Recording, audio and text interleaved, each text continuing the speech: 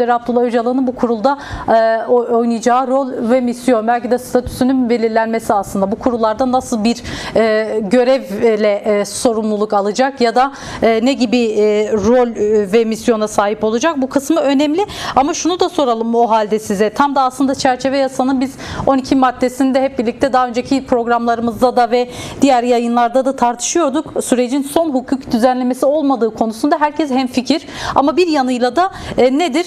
Sonraki aşamalara geçişin çerçevesini oluşturması açısından önemli bir yasa olarak görülüyordu. Tabii kurulla birlikte ortaya nasıl bir açıklama çıkacak ya da nasıl bir ikinci aşama dediğimiz kısma geçilecek onu henüz bilmiyoruz ama belki de olması gerekenler üzerinden konuşmakta fayda var. Nerelerde daha dikkatli bir yol izlenmeli? Siz de aslında DEM Parti olarak gerek komisyonda yer aldığınız kısmıyla ya da kurulların oluşturulma aşamasında yaptığınız çağrılarla bu kısımlara fazlasıyla değindiniz. Dilerseniz buradan devam edelim. Şimdi öncelikle şunu ifade etmek gerekiyor. Bu kurulun zaten görevleri, yetkisi, sınırı, hangi aşamada, hangi durumda neler yapacağına dair bütün hususların tamamı yasada kanunla garanti altına alınmış ve buna göre işleyecek. Şimdi bundan ziyade bu kurulun haricinde de yapılması gereken işler var. Sayın Eski az önce söyledi ama şunu ifade etmek gerekiyor. Bu kurulun herhangi bir çağrı yapmasına gerek yok. Avrupa İnsan Hakları Mahkemesi ve Anayasa Mahkemesi kararına uyulması için.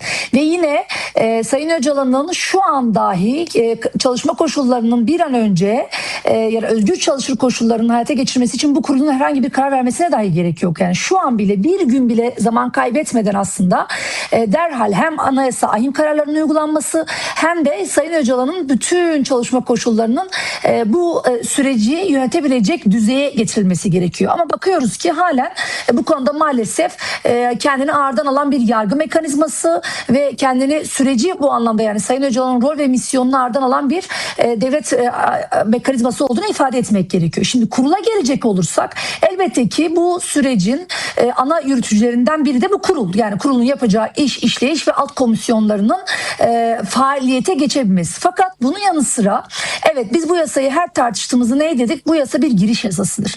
Aslında bu yasa yıllardır Kürt halkının özgürlük mücadelesinin suç olmaktan çıkaran ilk giriş ve kök yasasıdır dedik. Ve bundan sonraki süreçte elbette ki demokratikleşme adına Kürt meselesinin demokratik yollarla çözülmesinin önündeki tüm engel yasaların tartışılacağı, konuşulabileceği bir zemine doğru gidiyoruz. Şimdi bunun da elbette ki ana yeri neresidir? Meclistir. Mecliste yapılacak olan yasalardır. Şimdi bu kurulun asli görevi nedir? Tabii ki bu süreci silahtan demokratik siyasete geçişi yönetmek. Bir sürü teknik işi var. Ne mesela bu teknik işlerden biri nedir elbette ki? İşte silahların bırakılması, bırakılma süreçlerindeki mekanizmalar, harekette oluşturulacak olan görüşmeler, bunların tamamı teknik mekanizmalar. Fakat bunun yanı sıra yani bu teknik mekanizmaların yanı sıra toplumun, sivil toplumun, meclisin yapması gereken işler var. Çünkü bu kurul haliyle kendi iş ve işleyişini yürütecek. Fakat meclis ne yapmalı?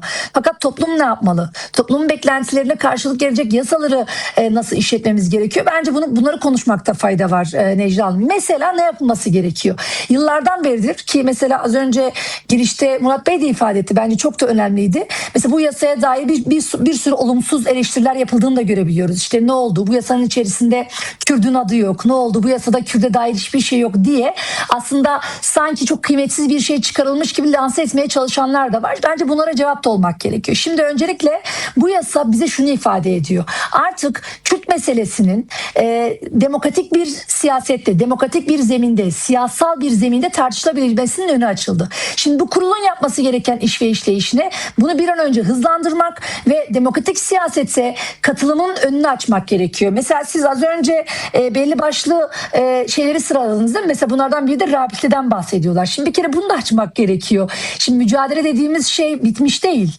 Değil mi? Artık yöntemi değişti. Yani silahla değil, demokratik siyasetle yapılacak. Yani mesele sınırdan geçip eve gelmek değil.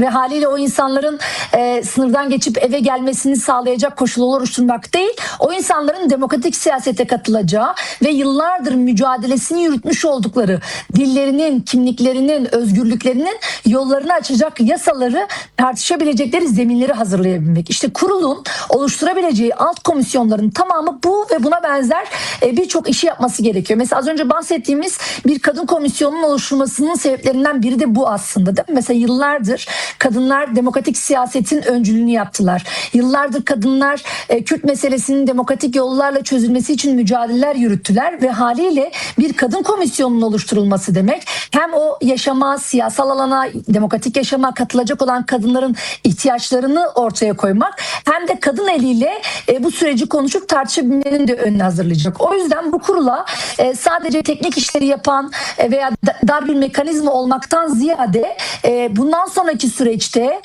mücadelenin silahla değil demokratik siyasetle yapılmasını sağlayabilecek ve işleyişleri nasıl yürütebileceğine dair bir yol ve yöntem hazırlaması gerekiyor. Elbette ki bu konuda siyasete de, sivil topluma da, birçok kesime de, aydına da, yazara da çok fazla iş düşüyor. Çünkü sadece bu iş bir yürütme erkinin sadece bir işte bürokratik iş ve işleri yürütecek kişilere bırakmamak gerekiyor. Elbette ki meclisinde rolü fazlasıyla var ama aynı zamanda sivil toplumda da fazlasıyla rol düşüyor. Yani demokratikleşme yasalarının hangi boyuta evrileceğine dair sözü söyleyen ve tartışan bir yerde olmamız gerekiyor. Sözünüzü bitirmişken hemen araya girmek istiyorum. Çünkü yazılı açıklamanın yapılacağını söyledik ya da ileriki dakikalarda ya da günlerde ama açıklamanın hızlı geldiğini ifade etmekte fayda var. Açıklamayı bir hatırlatalım. Hem değerli izleyenlere hem size. Belki de ilk değerlendirmeyi de buradan almış oluruz.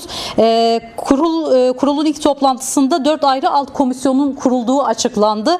Gelen açıklamaya göre kurulun işleyişi ve süreci dahil olan tüm devlet kurumlarımızın yürüteceği çalışmaların en üst düzeyde koordinasyonu detaylıca görüşülmüş denilmiş. Yine kurul çalışmalarının sevk ve idaresinde izlenecek usul ve esasların ele alındığı belirtilmiş yine yazılı açıklamada. Hemen bu 4 kurula birlikte bakalım. Belki de az önce üzerinde konuştuğumuz isimleri de belki tartışma konusu olan kısımla devam edelim. Birincisi Adli ve Hukuki İşler Koordinasyonu Alt Komisyonu. İkincisi İzleme ve Tespit Alt Komisyonu.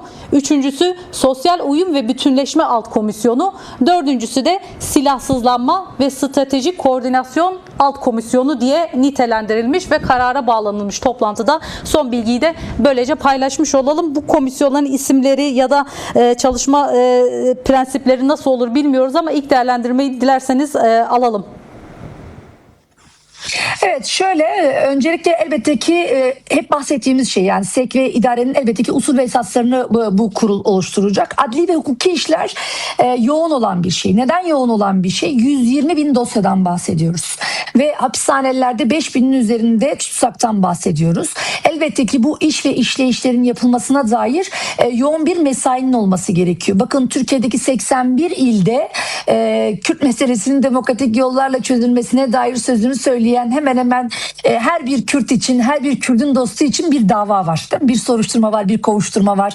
Ve haliyle bu yasa çerçevesinde bu işin nasıl ilerleyeceğine, nasıl idame ettirileceğine, hızının ne aşamaya getireceğine dair elbette ki bu komisyonun kurulmasının çok kıymetli olduğunu ifade etmek gerekiyor.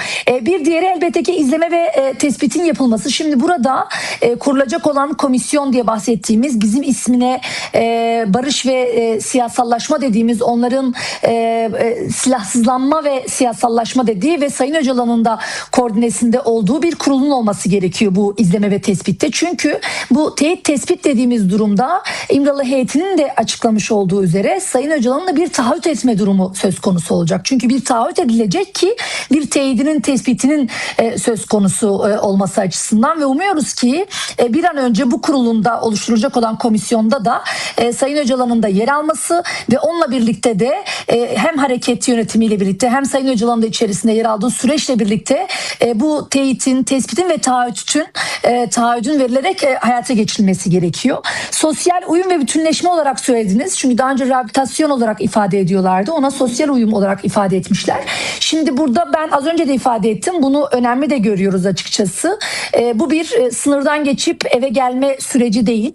Çünkü mücadele dediğimiz şey bir boyut değiştirdi. Daha önce bir silahla mücadele yürütme durumu söz konusuydu. Artık demokratik siyasetle bunu yapma durumu söz konusu. Haliyle gelecek olan kişilerin bireylerin demokratik siyasete katılımdaki sosyal alanların açılması, bunların yaşama katılmasına dair bütün çalışmaların yapılması açısından önemli olacak bir durum.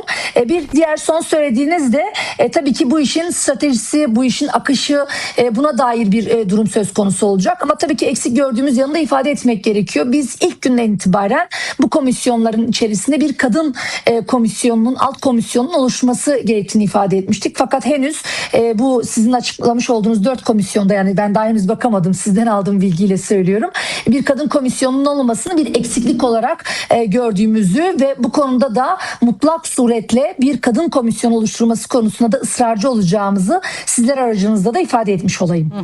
Son soruyla o halde bitirelim sizinle, stüdyo konuklarımla devam etmeden önce. Tam da aslında bu kadar meseleyi konuştuğumuz bir yerde, Kürt Halk Önderi'nin pozisyonunu, konumunu da konuştuğumuz yerde belki de devreye girmesi gereken başlığın bundan sonra birebir hem gazetecilerle hem akademisyenlerle, yine toplumun çeşitli kesimleriyle görüşme imkanının sağlanması kısmı. Buna yönelik tabii ki başvuruların devam ettiği bir süreç aynı zamanda. Önümüzdeki günlerde buna dair bir gelişme yaşanır mı, yaşanmaz mı tabii ki bilmiyoruz. Ama bizzat kendisinin ağzından sürecin dinlenilmesi, gazetecilerin sorularını birebir kendisine iletmesi açısından önemli görünüyor. Hem de kimi belki biz sonrasında bu başlıkları açacağız ama suni tartışmaların da önüne geçen bir yerde olmaz mı diye soralım. Bu kısımda da bitirmiş olalım sizinle.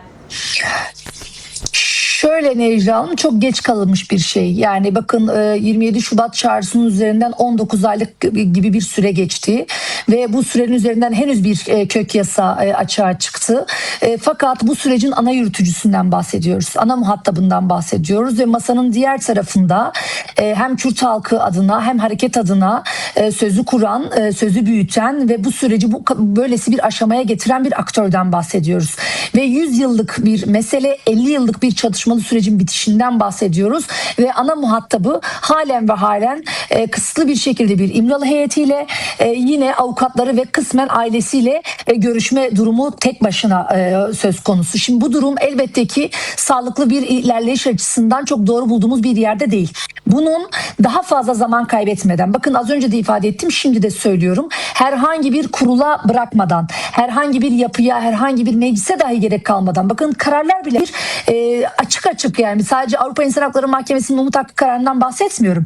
Böylesi bir süreçte, böylesi bir aktörün halen basınla, akademisyenlerle, ilgili çevrelerle buluşmamış olması gerçekten de sürecin sağlıklı ilerlemesi açısından da negatif bir evreye geçişinde bir göstergesi olarak görebildiğimizi ifade etmek gerekiyor. O yüzden bir an önce zaman kaybetmeksizin, evet basında görüyoruz belli başlı hazırlıklar olduğunu, sanat camiasından, akademi camiasından, gazetecilerden, yazarlardan başvurular olduğunu da biliyoruz ama bunun daha fazla zamana yaymadan bir an önce Sayın Öcalan'ın sözünün de, Sayın Öcalan'ın tespitlerinin de toplumla, halkla buluşması gerekiyor ki rahatlıkla hem Türkiye toplumuna hem Kürdistan halkına rahatlıkla seslenebilip süreci daha da hızlandıran bir yerde rol ve misyonunu oynayabilsin.